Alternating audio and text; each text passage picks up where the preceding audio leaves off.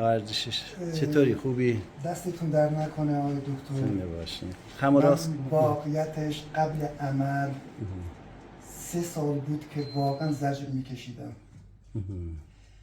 واقعا دستتون در نکنه. بعد از که از تبریز و تهران حسابی که پرسجو کردم و از عموهم که دکتر بودم پرسجو کردم، از دختر عموم پرسجو کردم، گفت فقط تنها دکتری که تو ایران میتونه برات یک تعویض مفصل خوب بذاره، کاشت بذاره، فقط دکتر عبداللهی فرده. البته اینجوری هم نیست، ولی خب شما لطف کردین تشریف آوردین پیش من.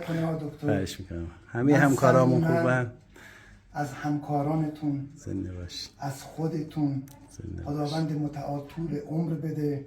زنده باش. واقعا من الان دارم راه میرم، یعنی یه زندگی تازه، یه حیات تازه برای من هست که خیلی هم خوشحالم، خیلی هم دعاگوی جناب عالی هستم. زنده باشین. خمو راست کن یه خورده. خب بالا بیار.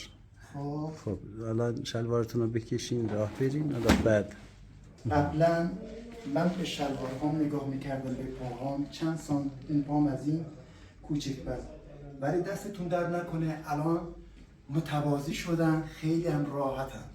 دستتون در نکنه. کوتاهیتونم اصلاح شده شکر خدا. کوتاهی پاهام اصلاح شده، راحتم. الان بدون بدون 18 روزه که من واقعا دارم راه میرم. زنده باشین. یه زندگی جدید.